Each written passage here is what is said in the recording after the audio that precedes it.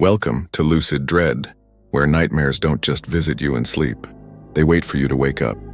Here we peel back the fragile layers of the mind, exposing what lurks between logic and lunacy. If you've ever felt your reality flicker, your thoughts echo when no one's there, or caught your reflection moving half a second late, you're in the right place. Tonight's story takes us to Viridian Tech Tower, downtown Seattle, a 20-story glass giant built to house innovation, algorithms, and ambition. But like every monument to human intellect, there's one floor no one talks about. The 13th. Officially, it doesn't exist. Elevators skip from 12 to 14. Employees laugh it off, superstition, they say.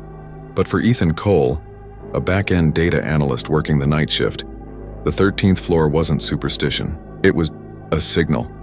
A place where the hum of servers began to sound like breathing, where screens typed before fingers moved, where the boundary between consciousness and code began to dissolve.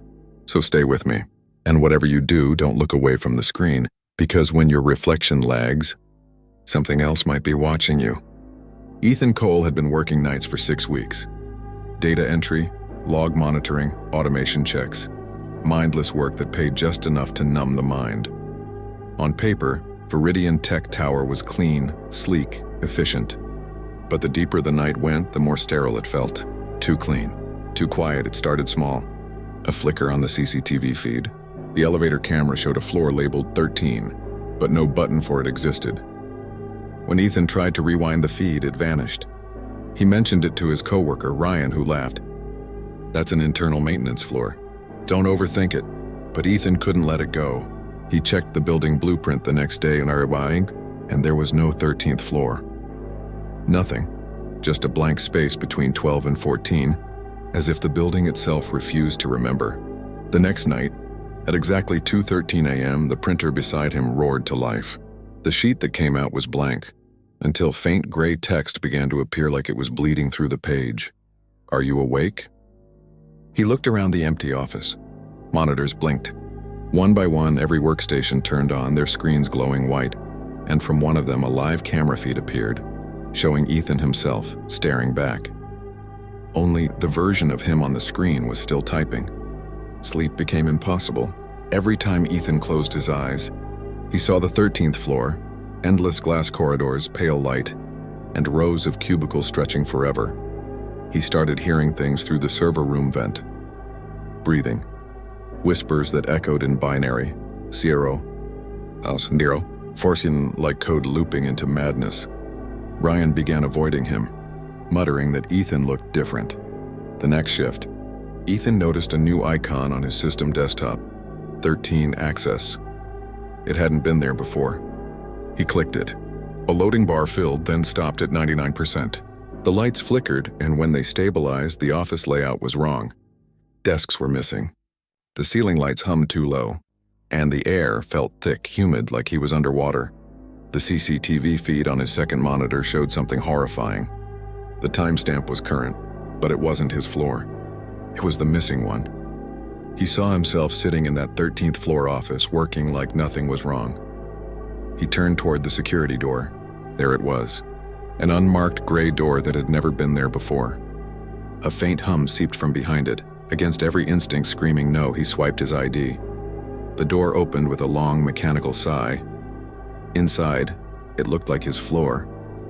Same layout, same chairs, just darker. Like the building had a reflection. Ethan stepped in.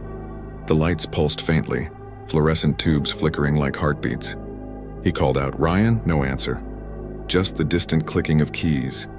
He followed the sound. And there at his desk sat himself. Typing steadily, face expressionless, eyes glazed over. "Hey," Ethan shouted. The other Ethan stopped, slowly turned his head. The face was wrong, stretched, tired, skin waxy like a mannequin left in the sun too long. When Ethan reached out, the duplicate smiled. A long, deliberate motion. Then the screen next to it came alive, showing Ethan's real desk upstairs. Only now his body wasn't there. The figure at the 13th floor desk typed something. Words appeared across every monitor in the room. "You aren't working anymore, you're processing." Ethan stumbled back. The air vibrated, the entire floor seemed to hum. Walls began to ripple like code unraveling. He ran back to the door, but it had no handle. just his own reflection staring back at him in the metal. Only now his reflection didn't move, it smiled. When security arrived the next morning, Ethan's workstation was empty. The chair slightly turned, monitors still warm. His badge log showed he never left the building. Ryan quit 2 days later after finding a single sheet of paper on his desk. The same one Ethan had received. The same text, "Are you awake?" Weeks passed. The company sealed off the 12th and 14th floors, citing structural maintenance. No one questioned it, but a new IT intern named Claire reported something odd. Her computer screen froze one night at 3:13 a.m., then flashed a black screen with faint text. "Viridian Tower, 13th floor, active session detected." She clicked it and saw live camera feeds of every desk on the 13th floor. And at one desk, Ethan sat typing, calm, methodical. When she leaned closer to look, his head turned, directly toward the camera. Then her own reflection blinked a second too late. It's been 6 months since Ethan disappeared. The company denies he existed. His digital records deleted. Payroll, ID, system login had gone. But something remains, every so often. When a night shift worker dozes off, they wake to find their monitor glowing white, and a text slowly typing itself. Don't sleep. Stay awake. Those who ignore it claim to hear footsteps, the whir of a printer that shouldn't be running. Or worse, the gentle tap of a keyboard in perfect rhythm with their heartbeat. Viridian Tower is still operational, but no one stays past midnight anymore, because the 13th floor isn't part of the building. It's part of us, a collective hallucination born from exhaustion, repetition, and the illusion of control. You think you're working late, but maybe you're just being processed.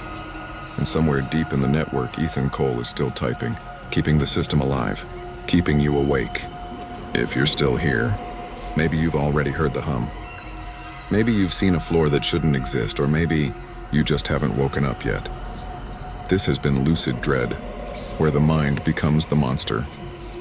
We explore not the ghosts outside, but the ones that live inside the signal. Every like, every subscribe on keeps the story alive and maybe keeps the light on for one more night. Follow Lucid Dread if you crave stories that make your pulse question your thoughts.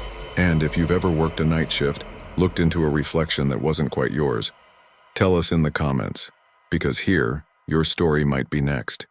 And remember, when the elevator skips the 13th floor, that doesn't mean it isn't there.